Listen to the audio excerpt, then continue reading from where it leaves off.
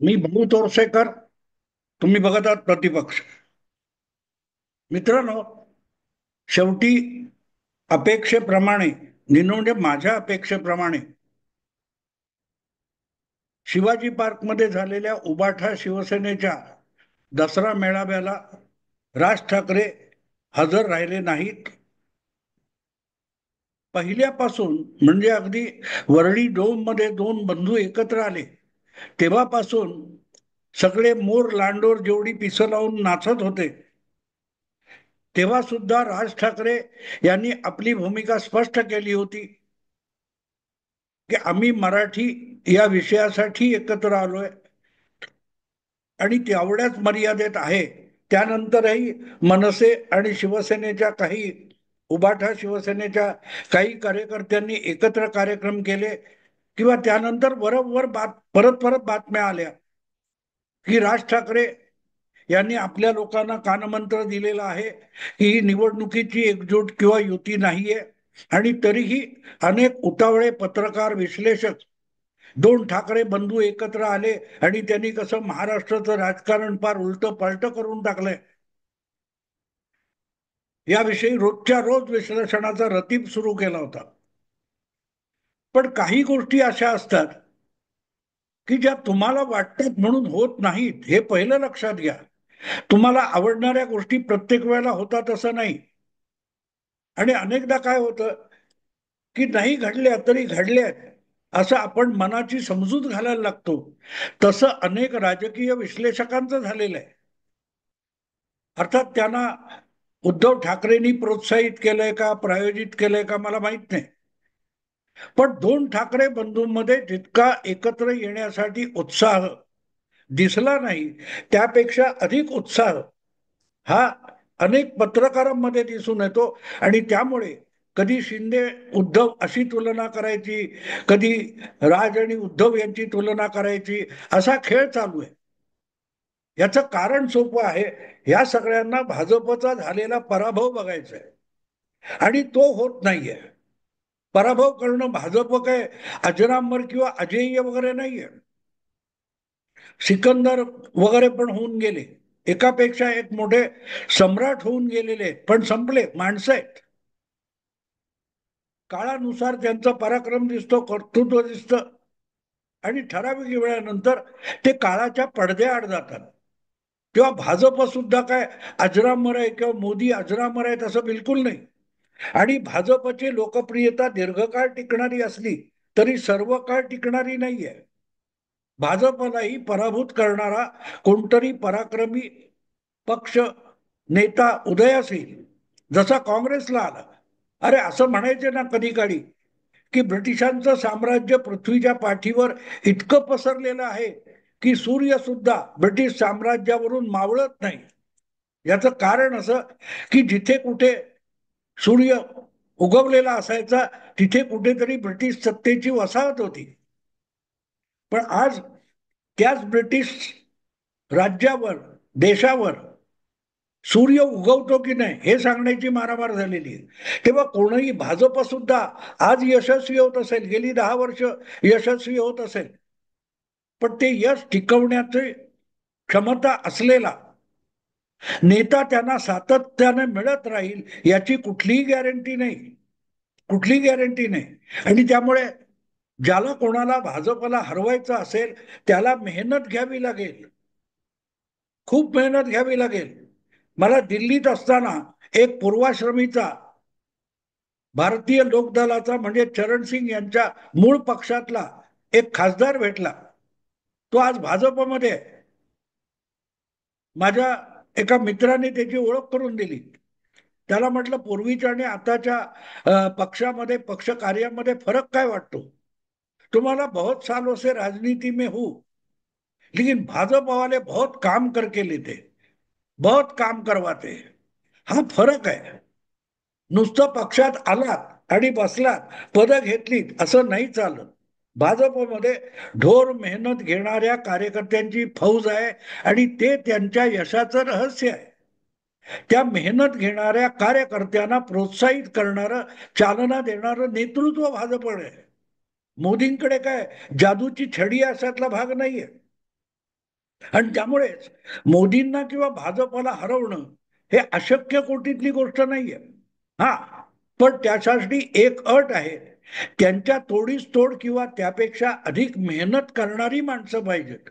रोजच्या रोज तोंडाची वाफ दवडणारे आणि नुसत्या फुशारक्या मारणारे, धमक्या देणारे हे भाजपला हरवू शकत नाहीत, हे लक्षात घेतलं पाहिजे. आणि म्हणूनच 2+2 ही बेरीज कर, 2+3 ती बेरीज कर, अशा रीतीने भाजपला हरवता येईल या स्वप्नातून या सगळ्या विश्लेषकांनी बाहेर पडावं. त्यांना उद्धव ठाकरेंविषयी आस्था असेल तर चूक नाहीये. उद्धव ठाकरेंचा प्रचंड विजय व्हावा, उद्धव ठाकरे प्रधानमंत्री व्हावेत, ही देखील अपेक्षा बाळगणं चूक नाही. पण ज्यांना असं वाटतं त्यांनी उद्धव ठाकरे, त्यांचा पक्ष, उभाठा शिवसेना यासाठी ढोर मेहनत घेऊन संघटना उभा करावी, जनमानस आपल्या बाजूला फिरवावं, जनतेमध्ये उभाठा शिवसेनेविषयी विश्वासाचं वातावरण निर्माण करावं, मतं आपोआप येतात. ठाकरे ब्रँड म्हणून तो विश्वास येत नाही.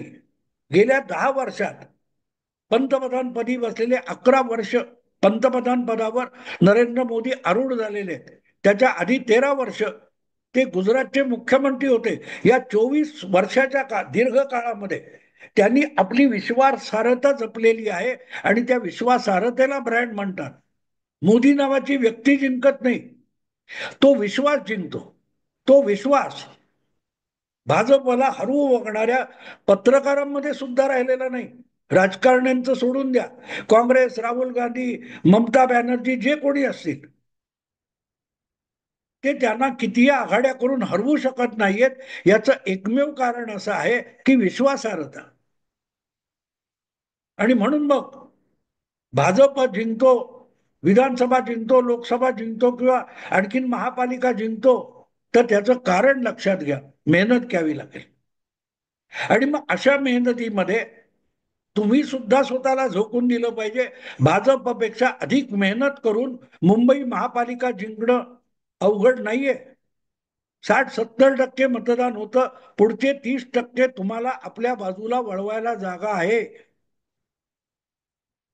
देवेंद्र फडणवीसांनी लोकसभेनंतर सांगितलं 0.3%चा फरक आहे. 4-5% मतदान वाढवलं तर उलथापालथ होईल, आणि झाली. मग तोच नियम, तो नियम फक्त किंवा ती सवलत फक्त देवेंद्र फडणवीस किंवा भाजपला नाहीये. ती सवलत उभाठा शिवसेनेला सुद्धा आहे, काँग्रेसला आहे, राष्ट्रवादीला आहे. तुम्ही ढोर मेहनत घ्या आणि गेल्या वेळपेक्षा तुमचे अगदी हक्काचे मतदार आहेत असे 5% जादा मतदार बाहेर काढा, ती मतं वाढवा. भाजप पराभूत, सोपं आहे. पण ते न करता पुढारी तोंडाची वाफ दवडतात, कार्यकर्ते तोंडाची वाफ दवडतात, एकमेकावरून शिव्या शाप देतात, या पलीकडे झेप जात नाहीये. आणि म्हणून मग नकळत तुम्ही भाजपला किती मदत करता एवढे त्यांचे कार्यकर्ते सुद्धा करत नाहीत. एकनाथ शिंदे यांनी एक बंदिस्त जागी अखंड पाऊस पडतोय म्हणून त्या नेस्को कॉम्प्लेक्स जो आहे गोरेगावला, तिथे आपल्या शिवसेनेच्या पदाधिकाऱ्यांची वगैरे बैठक घेतली, मेळावा घेतला.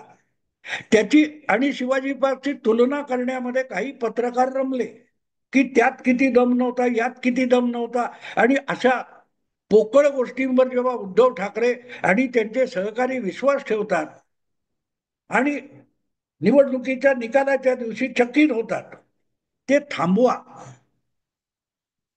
उलट तुम्ही जे काय करताय त्यातून अधिक भाजपला मदत होते. मला एक सहज ते बघत होतो आणि पावसात भिजत भिजत कार्यकर्ते शिवसैनिक उभे होते आणि उद्धव ठाकरे म्हणाले पाऊस पडतोय म्हणून, नाही तर बोलण्यासारखं खूप होतं वगैरे, आणि चिखल झालेला होता. तो चिखल तुडवत पत्रकार असोत, कार्यकर्ते असोत, बाहेरचे श्रोते येऊ शकत नाहीत अशा वेळेला. हे सगळं बघितलं की मला एक गंमत वाटली की उद्धव ठाकरे नेहमी सारखंच बोलले, त्यात नवीन काहीही नव्हतं. पण त्याच्यात सुद्धा उकिरडा उपसल्यासारखे उपसणारे पत्रकार मला व्हिडिओ मधून बघता आले. असो, मी त्याकडे जात नाही. पण ते सगळं दृश्य बघितल्यानंतर माझ्या डोक्यात एक विचार आला की उद्धव ठाकरे शिव्याशाप देत होते. शब्दामध्ये त्यांनी भाजप, मोदी, शहा, महायुती यांना शिव्याशाप दिले. पण प्रत्यक्षात जर माहोल बघितला तर भाजपसाठी दसरा मेळाव्यात उद्धव ठाकरे यांनी एक प्रकारचा शुभसंकेत दिला की मुंबई महापालिका निवडणुकीमध्ये कमळच उगवणार. आणि ते कमळ उगवण्यासाठी बघा आम्ही शिवाजी पार्कात सुद्धा चिखल करून टाकलेला आहे. असं म्हणतात ना नेहमी की कमळ हे चिखलात उगवतं. मग दसरा मेळावा हा चिखलात सुद्धा घेऊन उद्धव ठाकरे यांनी असा कुठला संकेत दिला? ठीक आहे, बंदिस्त जागी त्या नेस्कोमध्ये कमी लोकसंख्या बसू शकते, येऊ शकते, सामावू शकते, अशा जागी एकनाथ शिंदे यांनी आपला मेळावा उरकला. कारण येऊ शकणाऱ्या लोकांच्या ज्या मर्यादा आहेत त्या ओळखून त्यांनी केलं. पण उद्धव ठाकरेंना भपकारा दाखवायचा असतो आणि मीडियाने तो अधिक फुगा फुगवावा ही अपेक्षा असते.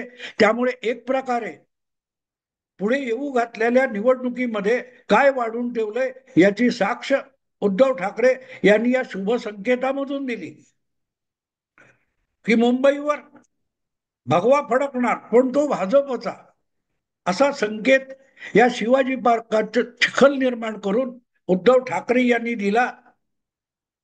हे कोणालाही सुचत नाही. पत्रकार, प्रतिभावंत जे आहेत यांना एक कळत नाही, कमळ चिखलात उगवतं. पण ज्यांना कोणाचा तरी प्रार्थरविधी कालवायचा असतो त्यांना संजय राऊतकडे जाऊन प्रतिक्रिया घेतलीच पाहिजे आणि मग विष्ठा कालवत बसायची. मुद्दा असा आहे की ही निवडणूक, महापालिकेची निवडणूक लढवण्यासाठी पत्रकार जितकी तयारी करतायत त्याला राज ठाकरे प्रतिसाद देत नाहीयेत. मी आणखीन एक व्हिडिओ बघितला. जे शिवाजी पार्कच्या मेळाव्याला दूर दूर वरून आलेले, खेड्यापाड्यातून आलेले शिवसैनिक होते, ते आपली आपली चटणी भाकर खाताना दाखवले. पण त्याच वेळेला राज ठाकरे यांच्या पत्नी शर्मिला ठाकरे या शिवसैनिकांना मिठाई देतानाही दाखवल्या. आणि त्यातून काय सुचवलं जात होतं? येणार आहेत, राज ठाकरे येणार आहेत. पण राज ठाकरे त्या दसऱ्या मेळाव्याकडे फिरकले नाही. आणि त्याचा अर्थ सरळ आहे की अजूनही महापालिका निवडणुकीसाठी ठाकरे बंधूंची युती करून लढायचं यावर राज ठाकरे शिक्कामोर्तब करायला तयार नाहीत. पण लांडोर पण पिसारा फुलवून नाचतायत, आल्यात जमाय. म्हणून मी एक व्हिडिओ केला होता की एवढं थांबलंय कशाला, महापौर कोण होईल त्यावर सुद्धा चर्चा सुरू करा. शेवटी एक गंमत असते की तुम्ही त्या दिवशी खेळावं लागतं, जिंकावं लागतं. आपण काल परवा तो आशिया कपचा सामना बघितला असेल. त्यामध्ये पहिल्यांदा बॅटिंग करताना पाकिस्तानने चांगले रन बनवले, मग त्यांच्या फटाफट विकेट पडल्या आणि काय ते 146 वगैरे रन्स मध्ये संपलं. भारताच्या विकेट लवकर पडल्या आणि त्यानंतर पाकिस्तानचे सगळे विश्लेषक मॅच कशी पाकिस्तानच्या खिशात आहे असं समजत बसले होते. पण अखेरच्या 3 ओव्हरमध्ये 18 बॉलमध्ये 30 रन्स काढणारे 2 खंदे फलंदाज भारताचे मैदानात उतरले आणि 3 चेंडू राखून आणि 4 विकेट राखून का 5 विकेट राखून पाकिस्तानचा पराभव झाला. आणि त्यामुळेच ठाकरे बंधू, ठाकरे ब्रँड म्हणून नाचणारे जे लांडोर होते गेले महिना दीड महिना, त्या सगळ्यांना तोंडघशी पडावं लागलं त्या पाकिस्तानी मीडियाच्या पत्रकार आणि क्रिकेटपटूंसारखं. राज ठाकरे हे दसरा मेळाव्याकडे फिरकले नाहीत. का फिरकले नाहीत हे मी सांगायला नको, त्यांचा वेगळा पक्ष आहे, ते काही शिवसेना उभाठामध्ये नाहीत. आणि पत्रकारांना हवं म्हणून राज ठाकरे हे तिकडे जातील असं समजण्याचं बिलकुल कारण नाही. साधी सरळ गोष्ट आहे, त्यांचंही काही राजकारण आहे, त्यांचेही काही मतलब असतात, त्यांचे हेतू असतात, त्यांचं टार्गेट असतं. ते जमत नसेल तर पत्रकारांना हवं चटपटीत बातम्या रंगवायच्यात म्हणून राज ठाकरे यांनी दसरा मेळाव्याच्या मंचावर जावं ही शक्यता नव्हती. पण यांना सुद्धा खोटं पीस लावून नाचणाऱ्यांना आपण थांबवणार कसं? आता गंमत झाली की गेली आठवडाभर तरी राज ठाकरे कसे तिकडे येऊन बोलणार आणि मग सगळं जग फिरणार, राजकारण उलट सुलट होणार याची रसभरीत वर्णन करणारे हे दोन्हीकडचे दोन्ही शिवसेना मेळावे झाल्यानंतर पुरते तोंडगशी पडले. त्यामुळे कोणाच्याही तोंडून राज ठाकरे का आले नाहीत याचा खुलासा येऊ शकला नाही. जे कोणी राज ठाकरे दसऱ्याच्या मेळाव्यात येणार म्हणून आग्रहाने सांगत होते नव्हे, त्याचा परिणाम पुढच्या निवडणुकीतला परिणाम सांगत होते, त्यांना सुद्धा मेळावा संपल्यानंतरच्या विश्लेषणामध्ये राज ठाकरे आले नाहीत तर का आले नाहीत यावर बोलायची हिंमत झाली नाही. कारण आपणच तोंड कशी पडलोय, आपल्याच तोंडाला चिखल लागलाय हे दिसत होतं. पण गंमत अशी आहे की हे सगळं करताना जो काय शिवाजी पार्कामध्ये मेळाव्यामध्ये चिखल चिखल झाला त्याचा फायदा भाजपला होणार हा शुभ संकेत असतो. संकेत चिखलात कमळ उगवतं हे निकाल लागेल त्या दिवशी या लांडोरांना बघता येईल. मी आता थांबतो. आवडलं लाईक करा, शेअर करा आणि प्रतिपक्षाला सबस्क्राईब करा. नमस्कार.